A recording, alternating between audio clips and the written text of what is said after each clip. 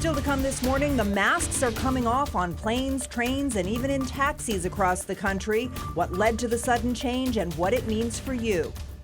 Also, calling 911 can save a life, but some people might be hesitant to pick up the phone. All of details on the bill that could help protect Mainers who make that important call. And later. Everybody has changed the way they work, live, play, learn. It's all on the internet. A big online footprint can put you at risk for cyber attacks. How some Maine students are learning ways to keep all of us secure.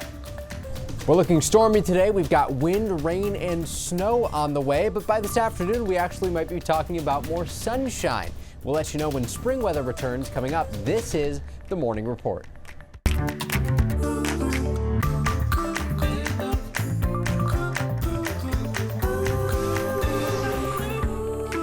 All right, as you can see, it is a wild morning out there. There is rain coming down, but the bigger story than that is the wind that's whipping around. You can see the camera shaking a little bit, but it's not really doing the situation justice. The wind is fierce, and that means we're starting to see some power outages. As you can see on your screen, Central Maine Power reporting more than 5,000 of its customers in the dark right now. We'll keep you updated as this storm moves around the state. And this could affect your travel as well as we get to Mike Slifer. My son is actually on the tarmac getting ready to leave, and they're just telling him now to get off the plane. They're going to sit for a couple hours. They were getting ready to go, and then the winds happened, and now they're getting off. So if you guys have travel plans this morning, maybe call ahead, make sure your flight is still on time. Yeah, I imagine there's issues with flights. There's going to be issue on roadways today, too. Could be dealing with some ponding water as these heavier showers move in. Plus, just a reminder to everybody that you want to keep your lights on. Even once we start to get a little bit lighter outside in conditions like this, keep the lights on so that people can see you on the roads. Currently, we still have a big split in temperatures, although everybody at this point in time is above freezing. The temperature in Freiburg down to 34 degrees, and I expect to see some fluctuations throughout western Maine with the temperatures as we start to get closer to the core of this storm and pull in just a little bit of colder air. Wind gusts to 44 miles an hour in Portland, still 31 in Rockland, 25 in Augusta, 28 in Greenville right now, and wind gusts will likely pick up over the next couple of hours before we actually see things improve. Boston gusting to around 40 right now, and we saw some very impressive gusts closer to Block Island, where gusts were between about 70 and 80 miles an hour. Now, I don't think we have anything quite that strong coming here, but this is still a strong storm, and notice how quickly things are drying out behind it. Currently, though, we're still talking about heavy rain. We've got showers all the way now to Bangor and areas down east with some snow right along the Route 2 corridor is kind of where that cutoff is. Heavy rain falling between Portland and Augusta at this point in time. Down toward Topsom, Brunswick, and Bath, also dealing with some frozen precip near Rumford, likely a bit of a heavier snow band starting to rotate north closer to Rangeley, and this will eventually make its way up past the Forks, up 201 to Jackman. High temperatures today should still make it into the 50s, though, since we clear things out a little bit this afternoon. Now, we've got a lot to talk about as far as wind, rain, and snow totals go. I'll break all that down coming up right here a little bit later.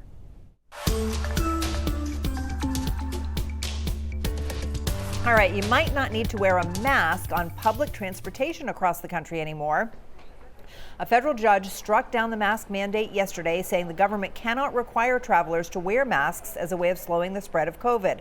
The White House is still encouraging people to wear masks, and the Justice Department could also try to block the judge's order. But for right now, it's up to each public transportation agency to decide their own policy. And some of these public transit agencies are already responding to this change. So here are 3 things you need to know right now. Starting in southern Maine, where you will still have to wear a mask when you go on the Metro bus and in Metro buildings. Metro sent out that notice early this morning. Updates to the policy could come later today. Any changes would be posted on the Metro website and social media pages. Now, that will not be the case for Uber. This morning, Uber announced riders and drivers will not have to wear masks in their cars anymore. The company says if you feel uncomfortable with the situation, you can always cancel your trip.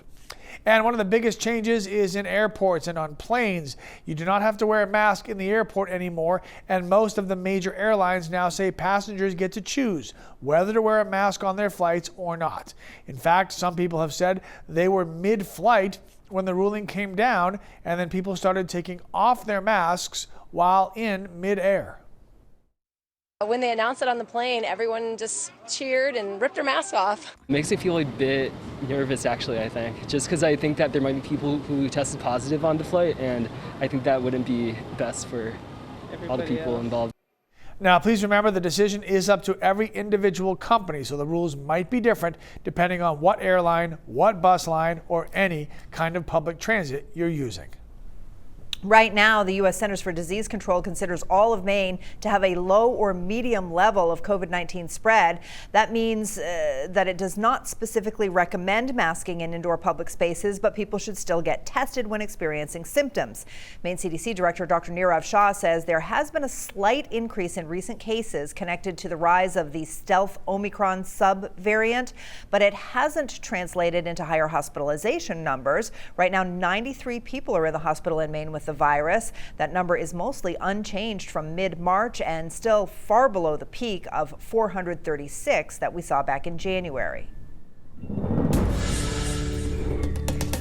Last year, 636 people were confirmed to have died from drug overdoses here in Maine. It's a number that has definitely grabbed the attention of state lawmakers in Augusta. So it has also led to some legislation that, if signed by Governor Mills, would expand a state law that backers are hoping would end up saving some lives. Our Alex Haskell joining us live this morning with some details. Hey, Alex. Hi, Sharon and Lee. Good morning, everyone. So advocates of the Good Samaritan Law's expansion say people are still scared to call 911 at the scene of an overdose, and that's what this new bill addresses. So as it stands right now, Maine's Good Samaritan Law was passed unanimously by the legislature and signed by Governor Mills 3 years ago. It gives immunity to the person who calls 911 at the scene of an overdose. It also protects the person who overdoses from being charged with certain crimes related to drug use and possession. Senator Chloe Maxman of Lincoln is sponsoring the bill that would extend these protections.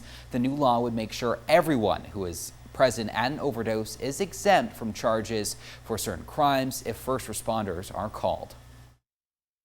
It does not protect all violent crimes, all crimes against children, sexual crimes, arson, solicitation, and any attempt at those crimes. So if you've done something really bad, you are not protected at the scene.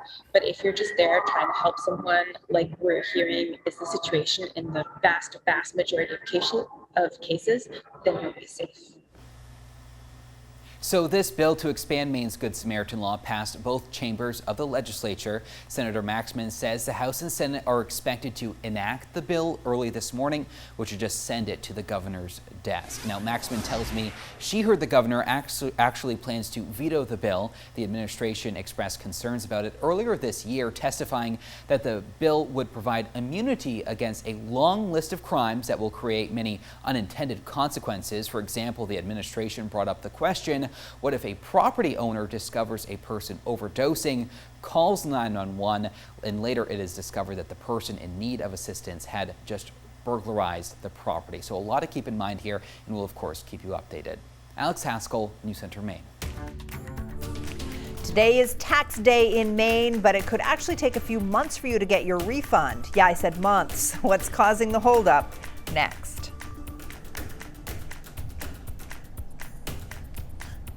I think the big weather story today is certainly going to be the wind for a lot of people. Sure, there's some rain and some snow out there too, but wind gusts are already proving to cause issues. We've got power outages being reported, over 5,000 outages now, and I expect that number to increase, unfortunately, as we start to mix in some stronger gusts, especially along the mid-coast and down east. On the bright side, this is pretty short-lived since we do see improvements this afternoon. All of this coming up in the full forecast in just a few more minutes.